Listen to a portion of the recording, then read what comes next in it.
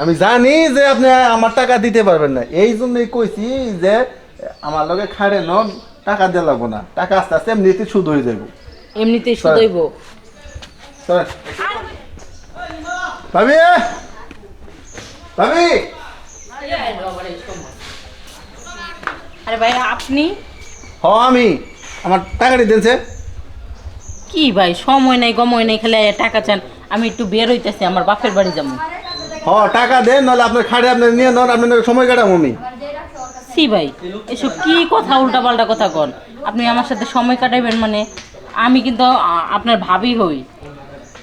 ভাবি হন আর যাই হন, ওইটা আমার দেখে বিষয় না। আমার দরকার হইতেছে টাকা। আপনার স্বামী টাকা নিচ্ছে প্রায় 3 মাস হয়ে গেছে। আমার 30,000 টাকা, যে কষ্টের টাকা আপনার স্বামী নিয়ে গেল, এখন পর্যন্ত আমার কাছে একটা ফোনও দিল না।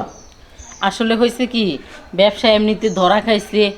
আরও টাকা তো আইজকার লোক দিমই, টাকা তো আর মাইরা খায় যায় নাই। আমারও তো দূর সহ্য হইব না। আপনি আমার টাকা দিবেন নাকি আপনি আমার ঘরে নিয়ে যাবেন?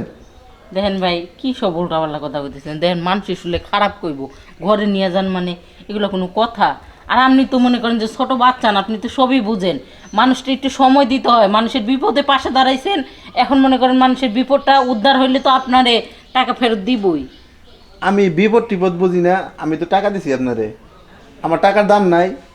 হ্যাঁ, আমি যার এই টাকা দেই কিছু না কিছু বিনিময়ে দেই। আপনার স্বামী টাকা দিছি, কইছি 30,000 টাকা দাও, 3 মাস পর তোমার আমি আর 3,000 টাকা যোগ করে 33,000 টাকা দিব। একটা টাকা তো দেই নাই, আর আমার ওর সাথে যোগাযোগ করতেছে না। এখন পেশা বাদ দিয়া আমার ওই যে 3,000 টাকা আছে না, চালান দিয়ে থাক, ওই আপনি ওই ঘরে আমার সাথে গায়ে গতরে সুদ করবেন না। আরে মিয়া, এত নরম সুরে কথা কইতেছি, মজা লাগতেছে না? পাওনাদার হয়েছেন তাই কি হয়েছে? হ্যাঁ, পাওনাদার হয়েছেন দেখে আমার গায়ে গায়ে সুদ দিবার করবেন, আমার বিছানায় নিয়ে যাইতে করবেন, এগুলো আবার কোন ধরনের কথা? আপনি কি একাই টাকা মানুষটা দেন নাকি? আরো কত মানুষ লাভের উপরে টাকা খাটাইতেছে। আপনারা যেহেতু কইছে লাভ দিব, 3 মাসের দরকার হলে 9,000 টাকা লাভ আসে, আরো আপনারা বাড়াই দিব, আপনি সময় দেন। আমার বাড়াই লাগবো না। ও, আমার টাকা নিয়ে আপনি সুন্দর সুন্দর শাড়ি কিনবেন, মেকআপ করে পার্লারে যাবেন, এগুলা করবেন না, এগুলো হইব না। আমার টাকাটি বাড়াই বাড়াই দিয়ে দেন। কে আপনার স্বামী কই? এই সাদাই কই? বাইতে নাই। বাইতে নেই তো ভালো হয়েছে, তাহলে নন। বাইতে নাই দেখে ভালো হয়েছে তাই কি হয়েছে? শুনেন, হয়তো বা আপনার কাছে টাকা নিছি, দিতে পারতাছি না, কিন্তু সময় একদিন এইরকম থাকবো না। এই টাকা নাই বলে কি আজকে আপনারা আমার রুমের ভিতর নিয়ে যাওয়া লাগবো? আজকে আপনারা নিয়ে যাবো, কালকে অমুক জনের কাছে যাইবেন, এগুলো কি পাইছেন ভাই? আমি কিছু পাই নাই, পাইছেন তো আপনারা। আমার টাকা নিয়ে সুন্দর সুন্দর শাড়ি কিনবেন, পার্লারে যে ভালো ভালো দামি মেকআপ করবেন, সেগুলো খুব ভালো লাগে না? এত কিছু বুঝি না, আমার টাকাটি এখন ফালান, কথা বাদ দিয়ে। টাকা কি গাছের পাতা যে আপনারে চাইলেই দিমু? আমারে কয়টা দিন সময় দেন, আমি কইছি টাকা দিয়ে দিমু। আর দেখেন এইসব উল্টাপাল্টা যদি কথা কন, তাহলে কিন্তু আমি গ্রামের লোকজন জড়ো করবো। আমি জানি যে আপনি আমার টাকা দিতে পারবেন না, এই জন্যই কইছি যে আমার লগে খাড়ে নন, টাকা দেওয়া লাগবো না, টাকা আস্তে আস্তে এমনিতে সুদ হয়ে যাবো। এমনিতেই শুধু হইব। আরে ভাই কি রে, তুই আমার বোর হাত ধরে টানাটানি করতেছিস কি লিগা? টানাটানি করবো না তাহলে কি করব? এখনো তো কপাল ভালো তোমার যে কিছু কইরা হালাই নাই। তোমার জন্য অন্য একটা পুরুষ মানুষ আমারে বিছানায় যাইতে কয়, একমাত্র শুধু তোমার কারণে। এই তোরা তোমার সাহস, তুই আমার বোর বিছানায় নিয়ে যাইতে চাস? এই টাকা আনছি তাতে গিয়েছি, টাকা লাভের উপরে আনছি। আমার যখন সময় হইব লাভের টাকা সহ নিতে আমু, তাই বলে তুই আমার বোরে ঘরে নিয়ে যাবি? কে? হ্যাঁ, তুমি যে আমার কাছে টাকা নিছো, আমার বন্ধু বলে পরিচয় দিয়ে টাকাটি নিলা, সেই টাকাটি যে সময় মতো ফেরত দেন লাগবো, এটা তোমার জানা আছে না? তুই আমার বন্ধু বলে তুই আমার লাভে টাকা লাগাইছিস কি লিগা? তুই লাভে টাকা লাগাইছিস, তোর আমি লাভ সময় মতো পৌঁছে দিব। যা। আমি যে তোর টাকা দিছি এটা তোর কপাল। আর শোন, তুই যে দাঁড়া দাঁড়া মাসের কাছে টাকা লেগে ঘুরলি, কেউ তো টাকা দিল না, আমি লাভে হইলে তো তোর টাকাটি দিছি নাকি? আচ্ছা, তুই যে আমার বউয়ের হাত ধরে আমার বিছানায় নিয়ে যাইতে চাইতেছস, এটার জন্য যে তোরে যে আমি কি অপমানটা করতে পারি, তুই এটা বুঝতেছস? কেন অপমান করবা? টাকা নেওয়ার সময় মনে ছিল না? টাকা তো ঠিকই আনছো, ঠিকই তো কইছে টাকা দিতে পারবা না, গায়ে গুতরে শোধ দাও, গায়ে গুতরে শোধ দিমু। দেখ, টাকা নিলে দিতে হয়, এটা তোর মধ্যে না থাকলে কি বাবের মধ্যে ঠিকই আছে। ঠিক আছে, এই নেন আমার গয়না, নেন গয়না, আপনার টাকা দিয়া তারপরে আমার গয়না আনমু। ধরেন ধরেন। তারপরেও আমি না মেয়ে মানুষ, আমার মান সম্মান সবই আছে, আমি গায়ে গুতরে শোধ দিতে পারবো না।